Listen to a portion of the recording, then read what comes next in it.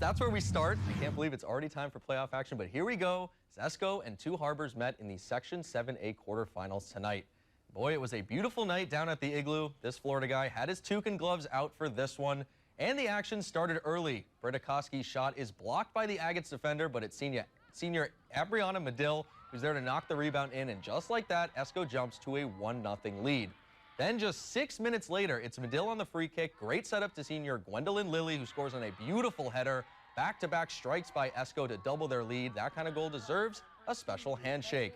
Then still in the first half of action, Jordan Stadler with a great pass over to Caitlin McConnell, who catches the goalie right here, moving in the opposite direction to score. She makes it 3-0. And it's not just the football team over at Esco that's dominant as the girls soccer team advances. This is not a typo.